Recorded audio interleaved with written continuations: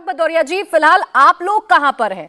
आप कई मुद्दों पर कांग्रेस के साथ हाथ से हाथ मिलाते हुए नजर आते हैं, कई मुद्दों पर आप कांग्रेस के लिए कहते हैं कि जो कांग्रेस ने किया वही बीजेपी करती हुई नजर आ रही है। आज आप बंगाल पहुंचे हैं, दीदी से मुलाकात कर रहे हैं, आपका स्टैंड क्या है, पहले ये आप क्लियर करिए। देखिए, हम समाजवादी लोग हमेशा से जनता की समस्या की बात करते हैं, जनता के मुद्दों की बात करते हैं। हमारी राजनीतिक मुद्दों पर आधारित होती है। भारतीय जनता पार्टी के साथ तो आप पता ही है, इस संविधान संवाद विरोधी सरकार है।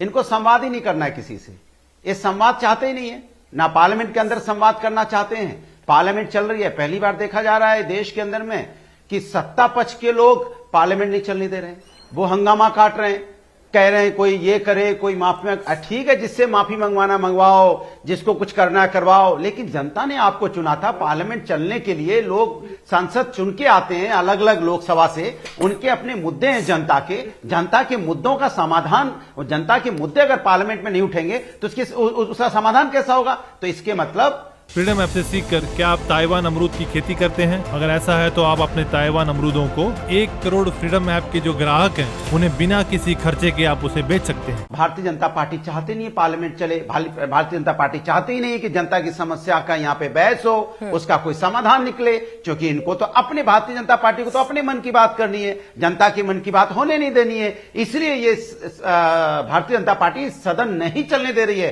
क्योंकि सदन लोकतंत्र में चलाने की जिम्मेदारी सत्ता दल की होती है और सत्ता दल अपनी जिम्मेदारी से भाग रहा है। और इस देखिए, जब ये विपक्ष में थे तब कह रहे थे कि सत्ता दल की जिम्मेदारी होती है, सत्ता दल पार्लियामेंट नहीं चलने दे रहा है। आज वही भारतीय जनता पार्टी सत्ता में है तब भी नहीं चलने दे रही है। मतलब विपक्ष में होंगे तो भी हंगामा करेंगे, सत्ता पक्ष में होंगे तो भी हंगामा करेंगे। माने जनता के मुद्दों पे, असली मुद्दों पे चर्चा न हो जाए, इसलिए उससे ध्यान भटकाने की पूरी इन मुद्दों की लड़ाई अनुराग भदौरिया जी आप किस दल के साथ मिलकर लड़ना चाहते हैं? मेरा सवाल यह था, आप किस दल के साथ मिलकर लड़ना चाहते हैं, किस दल के साथ आप आगे बढ़ रहे हैं? जनता के मुद्दों के साथ, जनता के दल के साथ, जनता होती है ना, जनता, आम जनता के मुद्दों के साथ, जो आम जनता के मुद्दों के साथ है, महंगाई, बेरोजगारी, महिला समस्या, किसान, युवा, शिक्षा, स्वास्थ्य, जो इन मुद्दों पे लेके साथ में है वो सबके साथ है। भाई, भारतीय जनता पार्टी को इन मुद्दों से कोई लेना देना नहीं है। भारतीय जनता पार्टी को सत्ता की तरफ नजर रहती है, उनको सत्ता कैसे मिल जाए, जहां जब सत्ता लेनी होती है पीडीपी से गठबंधन कर लेंगे, जब सत्ता लेनी होती है जेडीयू से भी गठबंधन कर लेंगे, फिर सत्ता लेनी होती है तो अकाली दल से भी गठबंधन कर लेंगे, फिर सत्ता लेनी होती है तो मेघालय में चले जाइए, जिनको भारतीय जनता पार्टी पानी पी पी के गाली दे रहे थे, आज उसी को मुख्यमंत्री बना के वहां बैठे हुए हैं। यही भारतीय जनता पार्टी वही शिवसेना के विधायकों को पी पी के बता रही थी कि देखिए, पानी पी पी के कह रही थी, देखिए ये लोग यहाँ पे कितने भ्रष्टाचारी हैं, कितना भ्रष्टाचारी, नाम लेके बोलती थी। वही शिवसेना के विधायकों को सुन तो लीजिए, वही शिवसेना सुन लीजिए, वही शिवसेना के साथ आज वो सत्ता की मलाई खा रहे हैं, डिप्टी सीएम भी बन गए हैं। तो आप सोचिए कि भारतीय जनता पार्टी तो सत्ता के साथ है, हम जनता के साथ हैं और जनता के साथ ही फिर देखिए, आपने भी तो सवाल कांग्रेस पर उठाए थे, लेकिन उसी कांग्रेस के प्रदर्शन में सुर से सुर मिला रहे हैं। इस चर्चा को मैं आगे बढ़ाऊं, लेकिन उससे पहले रिजू दत्ता जी, आपकी भूमिका बड़ी इंपॉर्टेंट हो जाती है। के शर्मा जी कह रहे हैं कि देखिए, आप लोग तो ये बात मान रहे हैं, आप लोग ये बात समझ रहे हैं कि जो बीजेपी ने स्टैंड लिया है अडानी के खिलाफ या जो जांच की मांग विपक्ष कर रहा है उससे आप लोग संतुष्ट हैं। और देखिए, आप प्रदर्शन तो करते हैं, लेकिन आपकी दूरी रहती है खासकर उस मोर्चे से जहां पर कांग्रेस होती है। प्राची जी, देखिए, हम एकदम सीधी तौर पे ये कहना चाहते हैं कि बंगाल में कांग्रेस ने सीपीएम और कई जगहों पे बीजेपी के साथ हाथ मिला के जो हमारे साथ जो गद्दारी की है कांग्रेस पार्टी ने, उसके लिए हमने ये तय किया है कि कांग्रेस के साथ तो हम नहीं है 2024 में।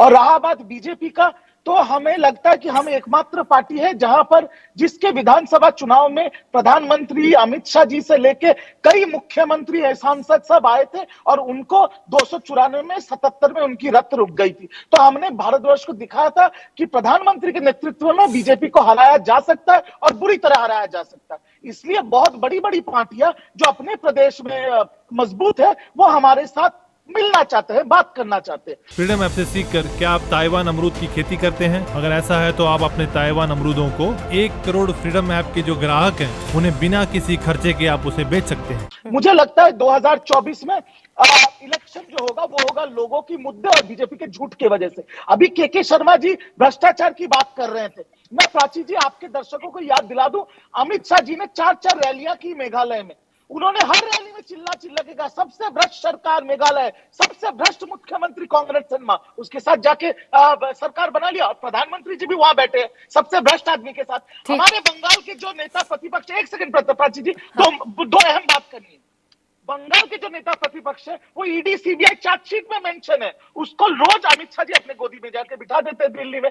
और रहा बात पार्लियामेंट का, इसमें मेरे को एक सवाल पूछना है के शर्मा जी से कि के शर्मा जी, जब हम लोग नहीं मानते कि कांग्रेस का विरोधी का जो स्पेस है उस पे कांग्रेस की पुश्तैनी हक है, तो आप लोग क्यों जुटे हैं राहुल गांधी को फेस ऑफ द ऑपोजिशन बनाने के लिए? ये आप बताइए, वो तो एकमात्र एमपी है, अगर उन्होंने माफी नहीं मांगा। अच्छा ठीक है रिजू दत्ता जी, इस चर्चा को यहीं से आगे बढ़ाएंगे। इंडिया टीवी हर वक्त हर जगह डाउनलोड करने के लिए सर्च करें India TV news Google play store या ऐप स्टोर पर।